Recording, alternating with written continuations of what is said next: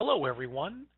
Welcome to the Corwin Monday afternoon webinar series, your no-cost platform for superior professional learning. Today's webinar is Teaching for Transfer, Reaching and Applying Deeper Understanding with Julie Stern. Now, I'd like to turn the meeting over to Ariel Curry, Acquisitions Editor for Corwin, to introduce our presenter today. Hi, everyone. Thanks for joining us. It is my pleasure to introduce Julie Stern. She is a past social studies teacher and is now a trainer and instructional coach. She's also certified as a concept-based curriculum and instruction trainer with Lynn Erickson and Lois Lanning. She's also one of the founders of Education to Save the World, an organization which promotes framing, teaching, and learning around real-world problems that require innovation and a deep understanding of how the world works. She's the author of 2 Corwin books, Tools for Teaching Conceptual Understanding, Secondary and Elementary. I'm so excited to welcome Julie to the Corwin Monday afternoon webinar series and learn from her about teaching for transfer. Thank you, Ariel. Hello, everyone. Good evening, good afternoon, good morning, depending on where you are. I'm super excited that you are spending some time with us. And so the first thing that I want to do is just hear from you. So we're going to start right off with a polling question. I'm putting it up on my screen, but then you should have a different screen that pops up telling me, why did you sign up for today's webinar? Is it A, the idea of transfer of learning, B, the term deeper understanding, C, I'm familiar with Julie's work, or D, none of the above? And feel free, if you're an early responder, to write in the chat section anything that you want to add, especially if you select D. So let's see, I haven't seen it pop up. Has anybody seen it pop up?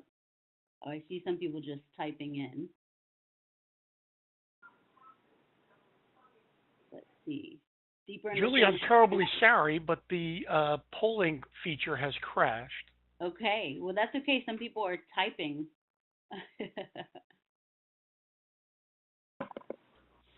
It does not look like it will work right now. I am terribly sorry about that. That's okay. No worries. No worries. So yeah, go ahead and type in the chat section to all panelists. So I'm seeing a lot of A, transfer. That's really interesting. Some people are saying deeper understanding, which is a little bit more requirement from work. I'm sorry to you. I hope that it's somewhat interesting. Let's see. Transferring learning across disciplines. I see one. Great. Deeper understanding is somewhat trendy in the United States right now. So I'm just curious to see who's here. And I actually peeked at the participants list and I saw a couple names that I recognized, which was neat. So good, I'll just move on. Great. I see another one that says is a requirement from my school. That's great. That's funny. Okay, so here's a question for you privately. I'm not asking you to let us know publicly, but just for you to consciously take a minute, because I'm super used to in-person trainings. How engaged will you be in today's webinar? So again, this is not one you need to put anything publicly unless you want to. How engaged will you be in today's webinar?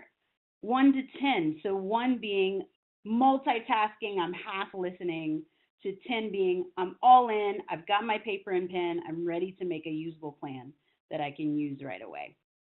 So I just want you to think about that for yourself. And it's not, you know, I have a 1-year-old and a 3-year-old, so I probably would be on the lower end personally if I didn't leave the house and be away from them. So where are you going to be? How engaged will you be in today's webinar? Because I'm going to try to be as practical as possible in today's webinar and let you have a usable plan by the end of it. And so I'm going to set these little blue ideas, actionable ideas on some of the slides. So if you want to be all in at a 10, I would think about a standard or a specific content topic or a learning objective that you want to use as an example today. So here's our learning intentions. We will understand that learners use multiple fact-rich contexts to build conceptual understanding for deeper learning that transfers.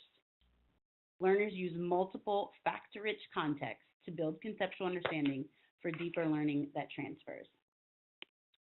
We'll use a 3-step process to build a unit for deeper learning that transfers to multiple contexts. So that might be very familiar to some of you, that might be Greek to some of you, but we're gonna hopefully understand what this means by the end, and that it would be really practical for those of you who want to follow along. So this is basically it in a nutshell. If you're here just for the gist, I'm gonna give it to you like this. There was a blog post, actually my editor Ariel, who introduced me, shared with me, about Elon Musk. He's the founder of Tesla, the electric car, and just an all-around innovative, inventive guy. And he says, this is his secret. He deconstructs knowledge into fundamental principles, and he applies those principles to new fields. And Ariel sent me a message saying, oh my gosh, Julie, this is your book. And so I said, yeah, it's great. I'm glad Elon Musk also knows the secret.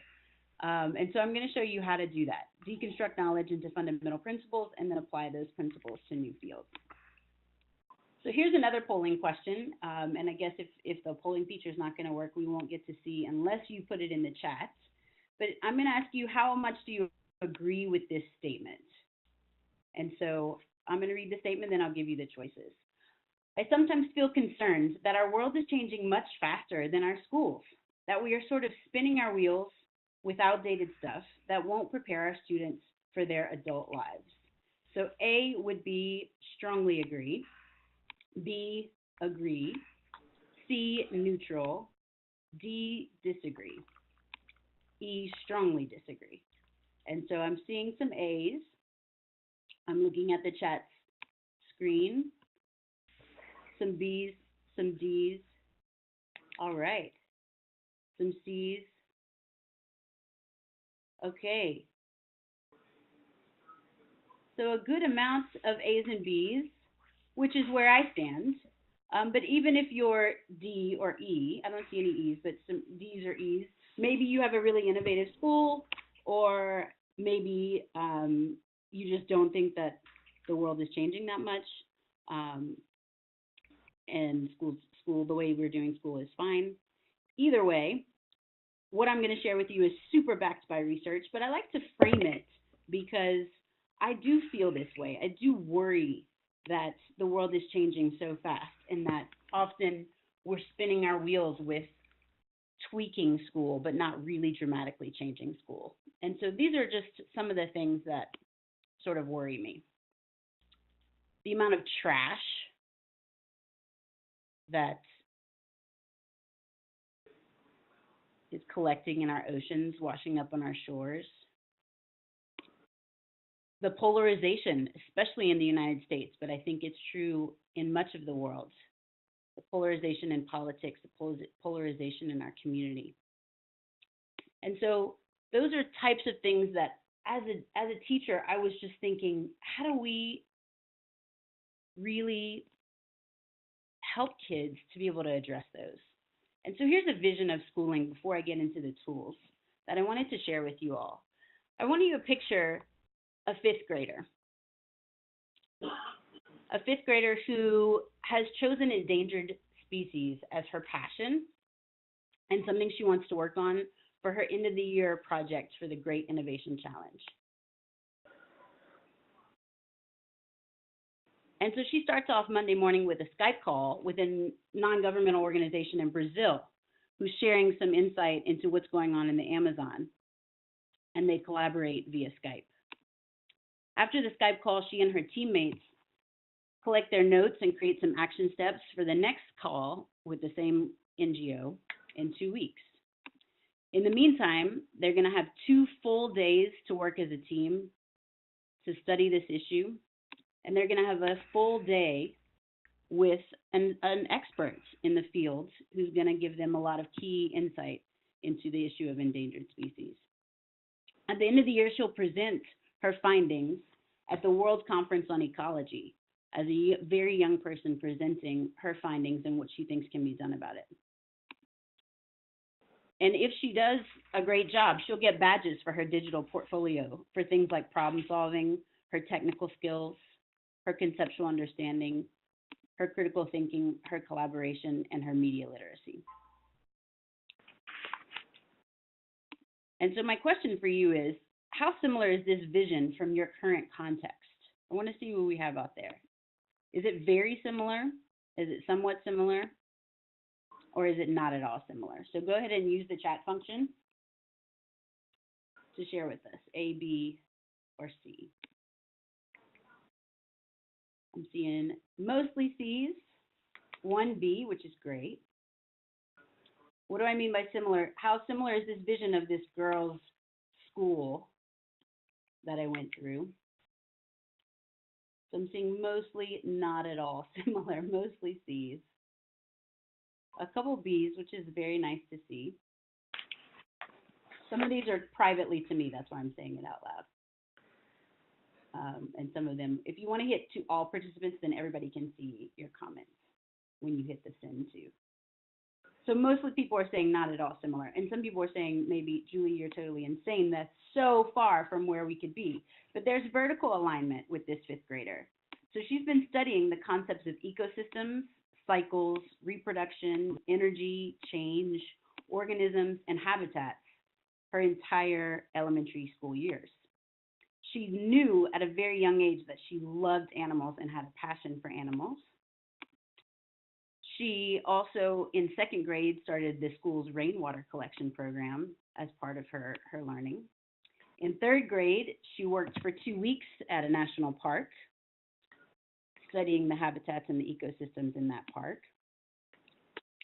And in fourth grade, she studied the BP oil spill and the impact that it had on the habitats, and also the Everglades, the Florida Everglades.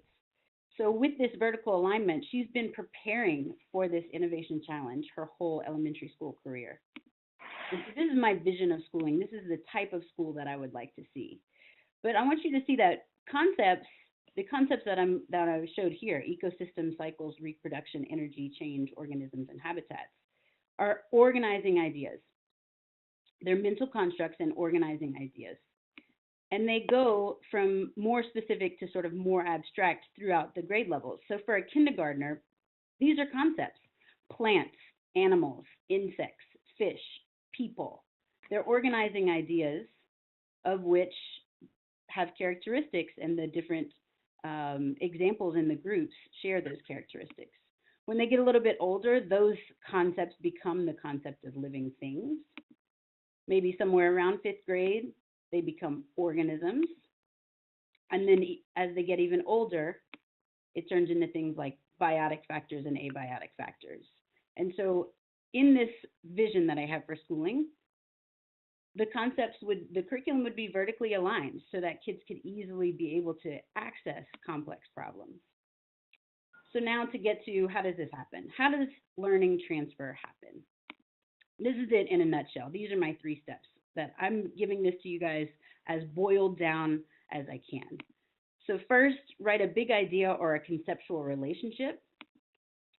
Turn it into an abstract conceptual question, and then use fact-rich context to illuminate the relationship.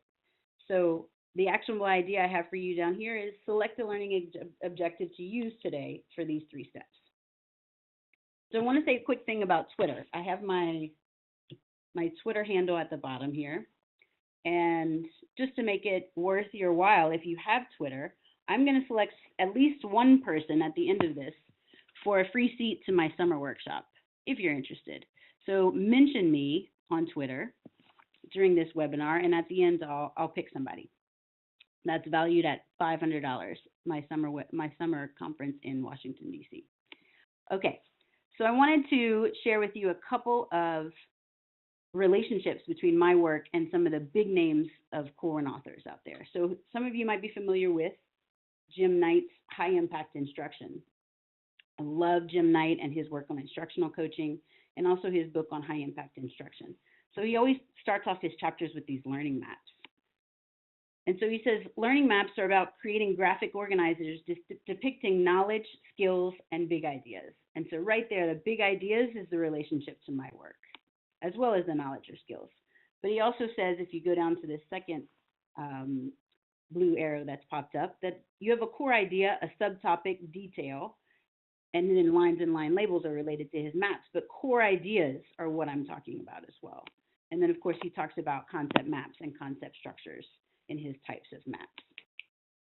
If you're familiar with the Learning Challenge by Nottingham, so the Learning Challenge is something that's becoming really popular now, and it's a great way of thinking about putting students in the pit so that they struggle, and then eureka moment happens when they come out of the learning pit.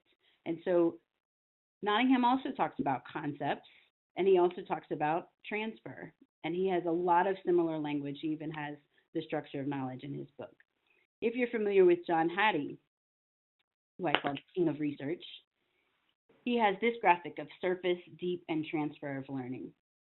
And he says that when students have surface understanding and deep understanding together, that's when they form conceptual understanding, and that's when transfer happens. Hattie calls concepts the coat hangers on which students hang their ideas. And so there's more. I'm just sharing you these three pieces of research that show that align to my work, in case you're familiar with them. So here's my simple formula for a big idea. You take two concepts and you just state them in relationship to each other. Actually, this was not my idea. I just made this little groovy graphic. This was Dr. Lynn Erickson's idea, who was my mentor for many years. So you take two concepts, you state them together as a big idea. So my actionable idea for you guys down here is, my suggestion is, identify at least two concepts for your selected content, standard or objective. And then ask yourself, what is the relationship between those concepts? And so here's some examples of subject area concepts. And I'm going to show you a math one in a minute. But here's some science concepts. Science is very, very concept heavy. Social studies tends to be very fact heavy, depending on, especially if it's history. But geography and government tend to have a lot of concepts. And then for English, these three on the right are all for English language arts or any language classes, which would have concepts in text, writer's craft or reader's craft. So just for you to see, these are examples of concepts. And so here's a math example. And this is the structure of knowledge, first done by Lynn Erickson, really just to show us a visual of how knowledge is organized in our head. And so here's the idea. You would have a topic of adding and subtracting. And the facts would be the actual addition and subtraction facts. The concepts would be quantities, number, addition, and subtraction. And so you put those together to form these statements, like quantities increase as numbers are added together, or quantities decrease as numbers are subtracted. Oftentimes, this feels kind of like duh to especially elementary school teachers, but they're not duh to young people. Young people are just memorizing 2 + 2 is 4, unless we have those deep conceptual understandings that we're writing and we're being very intentional about. So here's an example for social studies. We might have a unit on world religions and celebrations. And so we study world's major religions. We study some geography related to those world's religions. But the concepts are beliefs, celebrations, and traditions. And then we go up here to say, what's the relationship between those? People inherit traditions, beliefs, and celebrations from the past. So there, those big ideas are made by just taking two concepts and stating them together in relationship. And so we want to make sure that these are strong statements. So I'm going to give you some examples. Most standards documents that I read sound like this. Students will understand the persuasive features that advertisers use. And often we have to say to ourselves, okay, what are the persuasive features that advertisers use? And I've seen teachers, and I have done it too, where we go to Google and we ask them, what are the persuasive features that advertisers use? And we think, okay, that's what I'm going to teach to students. But if we write a statement that says, okay, let's look at different concepts related to the persuasive features so that students understand that advertisers use persuasive features such as catchy slogans, captivating images, and simple but attractive logos. For what? For what purpose? To hook consumers. So that's a much stronger big idea that underpins the discipline of media literacy so that students can better understand it. Or let's take this one. Students will understand the relationship between the base 10 numerals and number names versus students will understand that each digit of a 3-digit number represents amounts of hundreds, tens, or ones.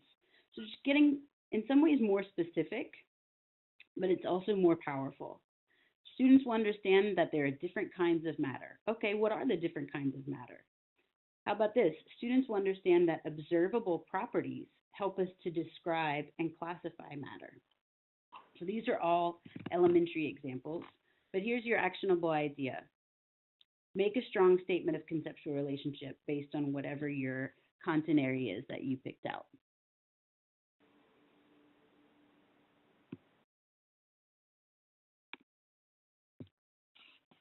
So after we have our big idea, the next 2 steps are to come up with an abstract conceptual question and then take the students through specific context.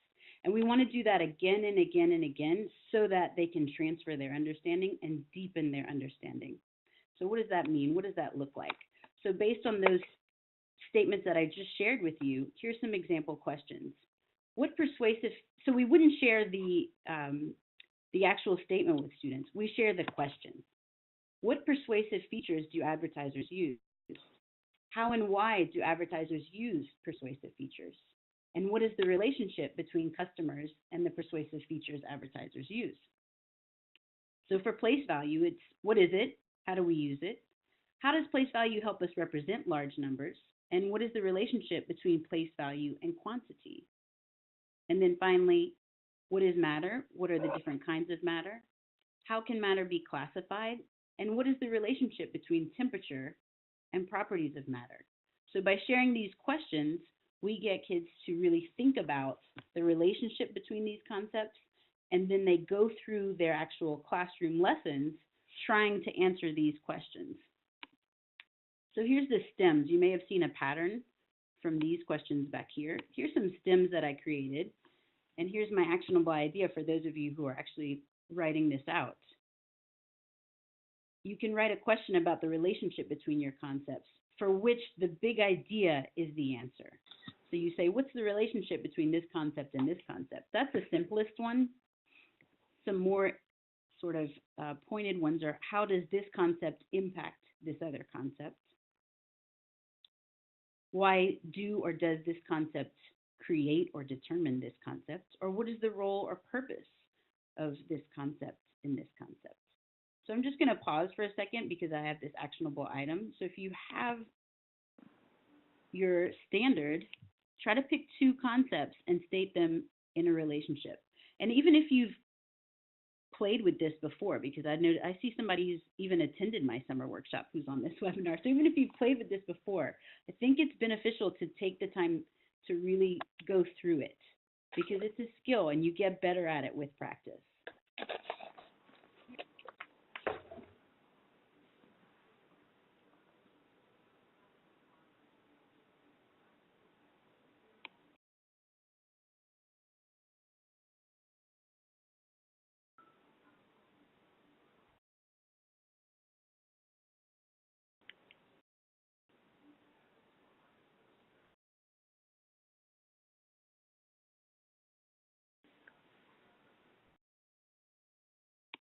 Okay, so moving on. This is how I used to teach. This is a visual of how I used to think about instruction. I used to think about my topic and then I'd break it down into subtopics.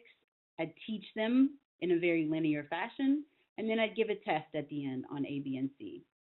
And so now this is how I think about teaching. It looks more like this. I have my question of conceptual relationship. I take students through context 1, context 2, context 3, and context 4. So they're constantly deepening and transferring their understanding in class. So this is a visual that I just created that helps me to think about teaching in a different way. So again, this is my very boiled down 3-step process. 3 steps to learning transfer. Write a big idea, or what I call conceptual relationship. Turn it into an abstract conceptual question using those question stems. and then use fact-rich context to illuminate the relationship. And so I'll give you some examples of that, but I want you to, the actionable idea is if you've written your big idea or conceptual relationship, and you've also written a corresponding abstract conceptual question, now think about fact-rich context that will illuminate the answer or the conceptual relationship. So I'll show you a transformed unit so you can see an example of what I mean. Here's a traditional unit that I would teach for health. Day 1 on healthy eating. Day 1, I'll get students to explain the difference between foods with nutrients and foods without nutrients. I feel like I'm doing that every day with my 1 and 3-year-olds. Day 2, students will classify foods as predominantly carbohydrates, proteins, or fats. Day 3, students will analyze the impacts of carbohydrates, proteins, and fats on the human body. Day 4, students will describe the impacts of unhealthy eating and the steps to form better habits. And day 5, students will create plans for making healthy eating choices. So this would be how I would teach. There's nothing wrong with this. It may sound, a lot of these verbs may sound very similar to the way in which you think about planning units, but here's a transformed unit. Here's my big idea. I want students to understand a transferable idea, choices and decision-making in the context of healthy eating. I chose the conceptual lens of choices and decision-making. So here's my big idea. Healthy food choices can lead to a better life. That's the big idea I want them to understand. Healthy food choices can lead to a better life. But I don't say that to them right up front. I say, how do choices about food impact our lives? And so I take them through 4 contexts. First, our physical shape and weight, then our energy, then I take them through the context of sleep and mood, and then through our context of our immune system and the relationship between food and all of these different contexts. And so that's just an example to help you to see how we can transform a unit simply by using this 3-step process. So here are the key points I want you to take away. Conceptual relationships are what transfer to unlock new situations, the relationship between 2 or more concepts. We should provide opportunities for students to deepen their conceptual understanding through multiple fact-rich contexts. And we should provide opportunities for students to transfer their conceptual understanding to new situations in class. And so I'll probably get a question about this at the end, but I'm going to go ahead and sort of preempt it, is about time. I wouldn't go through this huge cycle with every single learning standard that I had to teach. I write conceptual relationships for all of my standards. I would have roughly 5 to 9 per unit, and I'd pick the most important one to make sure that I go through these cycles that transfer, that have students practicing their transfer. So again, the same slide, 3 steps to learning transfer. 1, write a big idea or conceptual relationship. 2, turn it into an abstract conceptual question. And 3, use fact-rich context to illuminate the relationship. Here's your actionable idea for this slide. You can send me an email with your plan, and I'll give you some feedback. My email is julieharrisstern@gmail.com. You can also tweet it if it's short enough, or you can tweet it in 3 tweets, but you can definitely email me if you want some feedback on your plan.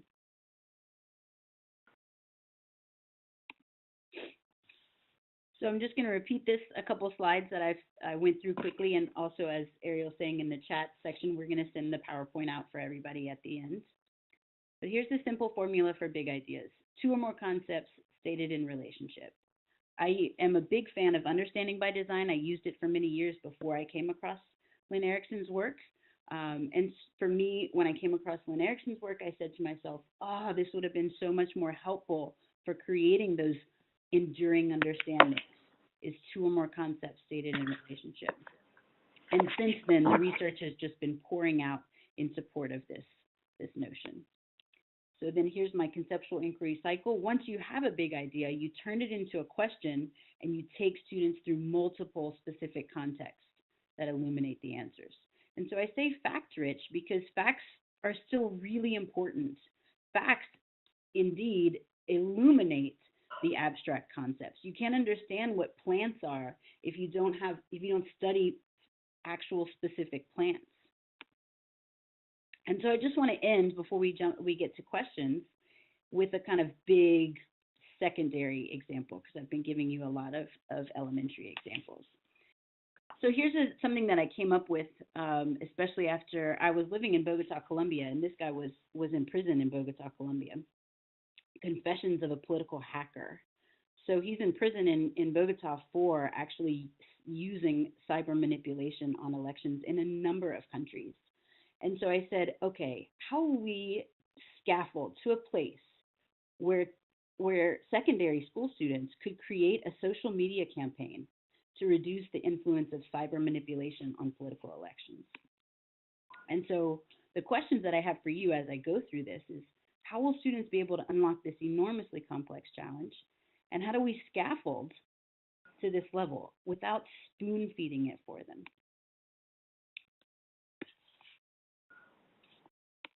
So if they're going to create a social media campaign to reduce the influence of cyber manipulation on political elections, what do they need to understand?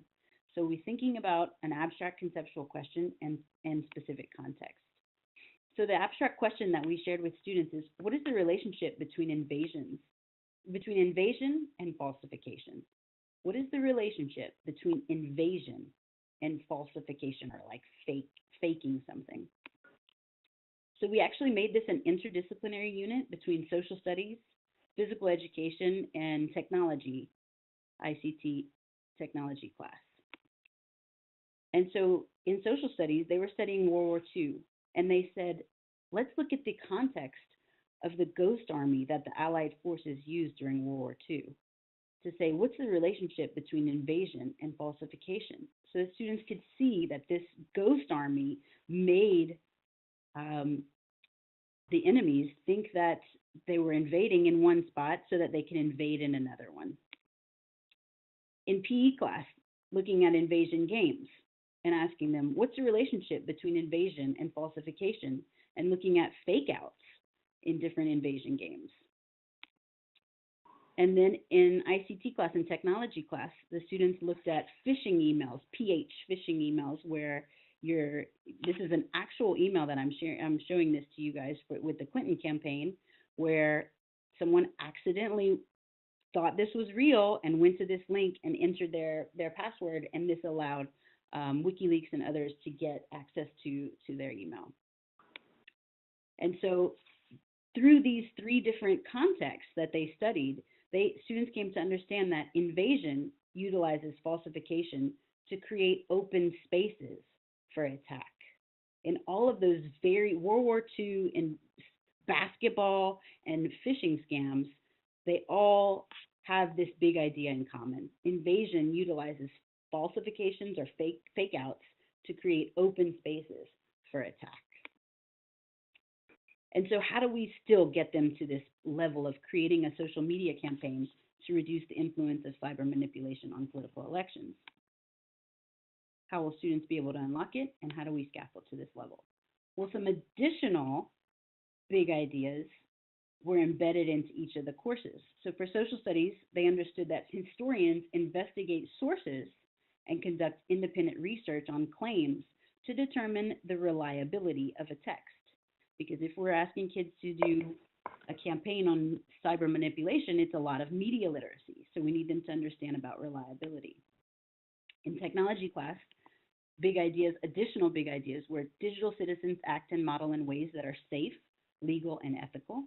And technologically literate people curate information from digital resources using a variety of tools and methods to create collections of artifacts that demonstrate meaningful connections or conclusions. That's from the International Society for Technology Education. So I'm using the standards the whole time that we're doing this. And in PE, a big idea was strong defense anticipates possible false moves and responds quickly. They learned that from basketball and soccer or football, depending on where you are in the world. Strong defense anticipates possible false moves and responds quickly.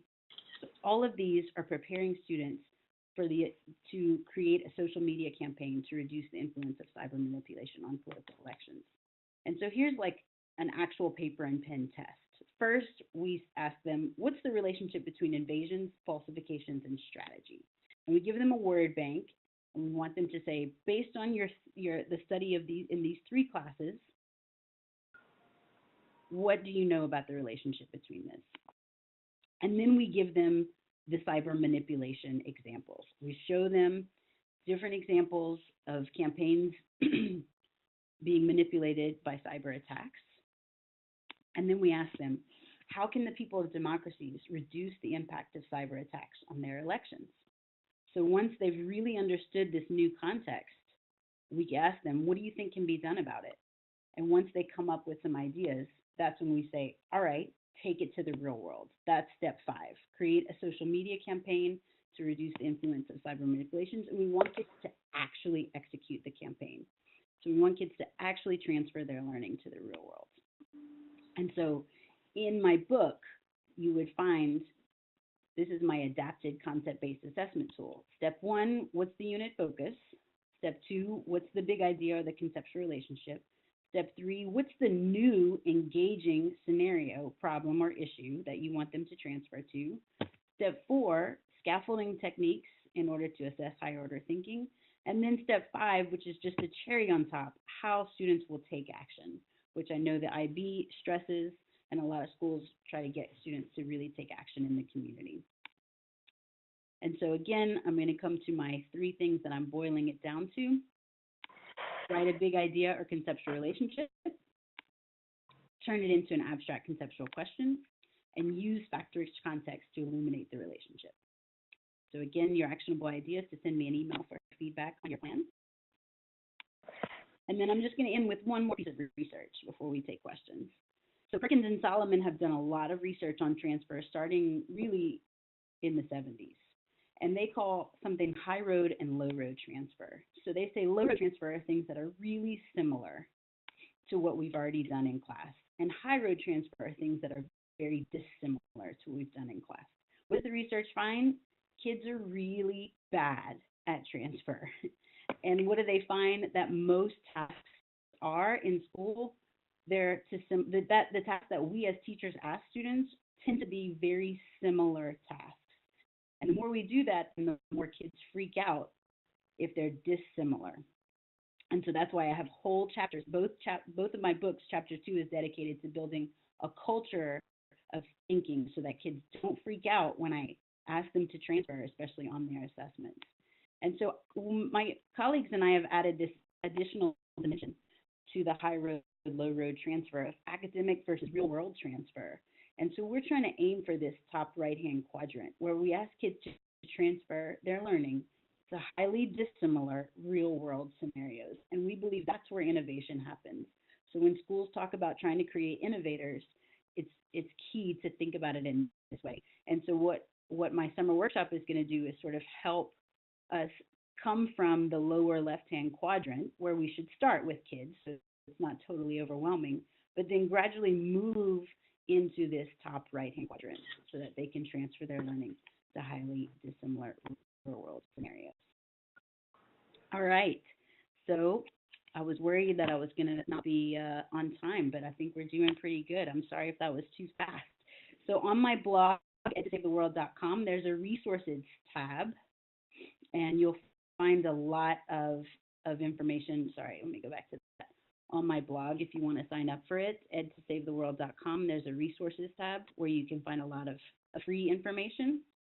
And then, of course, there's my books and my learning transfer workshop this summer in June in Washington, D.C., if you're interested in learning more.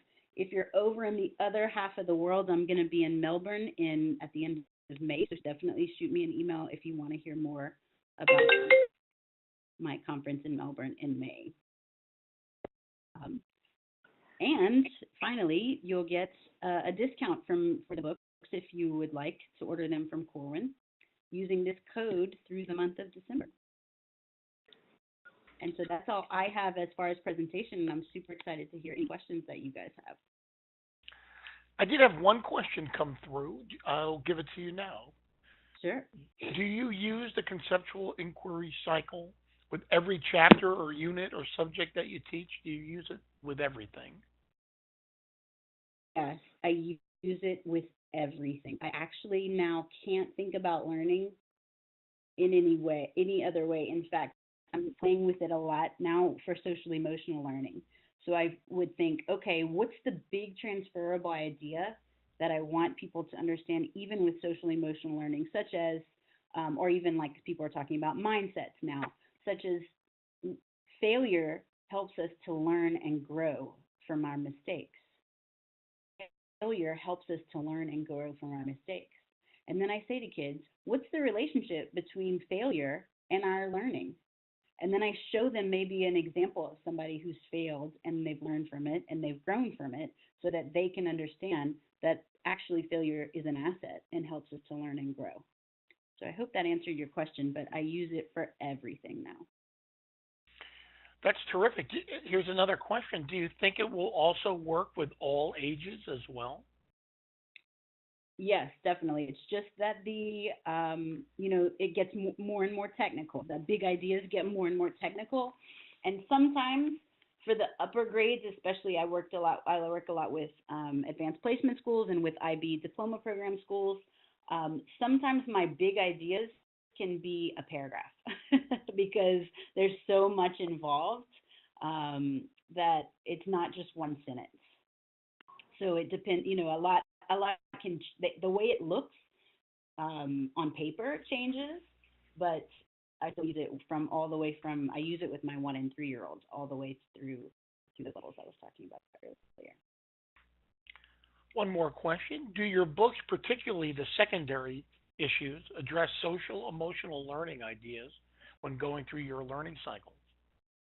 That's a very good question. No, not the secondary book. The elementary book, in some ways I like the elementary book better because it's my second one, so it allowed me to add some things. So the secondary book, the chapter 7 is the relationship between conceptual understanding or concept based and lots of other learning initiatives, such as understanding by design, such as Common Core, such as International Baccalaureate, because I find so many schools have something else that they're implementing, and so they want to know, how does this relate to this other thing that I'm implementing? And so for the elementary book, I dropped that chapter and added a chapter on basically preserving and protecting a lifelong love of learning. And so that one is much more about social emotional learning. So you may just have to buy both. Thank you. I have another question. How do you assess for transfer?